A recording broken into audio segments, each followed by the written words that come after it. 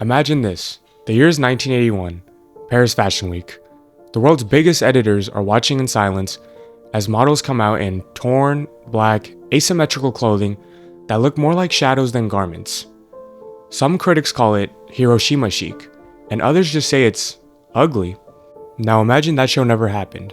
No Comme des Garçons, no Rei Kawakubo.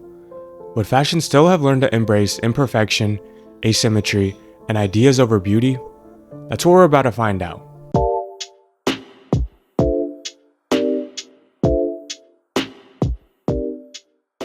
Rei Kawakubo founded Comme des Garçons in 1969 in Tokyo.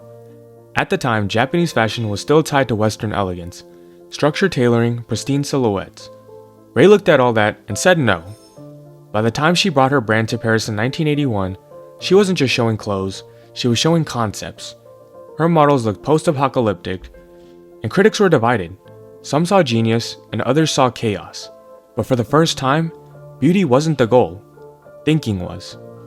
And that moment, that rejection of conventional beauty, didn't just change what fashion looked like. It changed what fashion was allowed to be. Before Rei, luxury fashion was about mastery. Perfect seams, perfect body, perfect ideals. And she turned that on its head. Instead of accentuating the body, she distorted it. Instead of using clothes to show wealth, she used it to show thought. This was anti-fashion before the term even existed. She questioned everything fashion took for granted: gender, structure, beauty, even what a garment had to be. And in doing that, she inspired an entire generation. Martin Margiela, Helmut Lang, Alexander McQueen all took cues from Rei's ability to turn discomfort into art. So what happens if we remove her from the timeline? Let's say Comme des Garçons never existed. Without Rei, Yamamoto might have remained a quiet craftsman in Japan, never making it to the global stage. The Antwerp Six might have never been emboldened to challenge Parisian ideals, and the entire concept of ugly chic might not exist.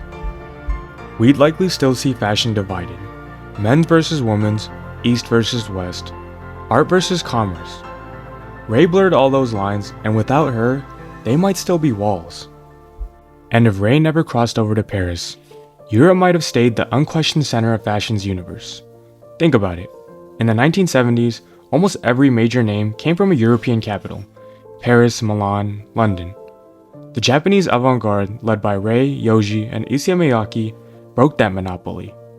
Their presence proved that fashion genius didn't have to be born in Europe to be valid. Without that moment, fashion might have stayed Eurocentric, obsessed with refinement and tradition, not deconstruction and ideas. We might have never seen global design voices taken seriously, from Seoul to Lagos to New York. So Rei didn't just change how fashion looked, she changed who got to be a part of the conversation. Every time you see an oversized blazer, a genderless collection, or an unconventional beauty campaign, those are all Rei's fingerprints. Designers like Rick Owens, Demna, Martin Margiela, they're all operating in a world she made possible. A world where fashion can be philosophy. She even mentored Junya Watanabe and Kei Ninomiya, both designers who continued her legacy of experimental construction. Fashion schools teach her approach as theory now.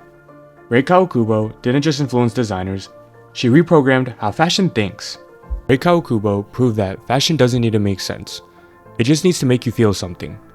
Without Rei, we might still see perfection and beauty as the same thing.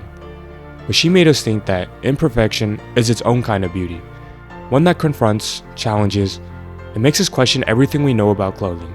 So maybe the real question isn't what if she never existed, but what would we be too afraid to create if she hadn't?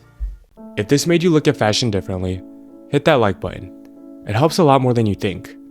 And tell me in the comments, who should I explore next? Margiela, McQueen, maybe even Virgil Abloh.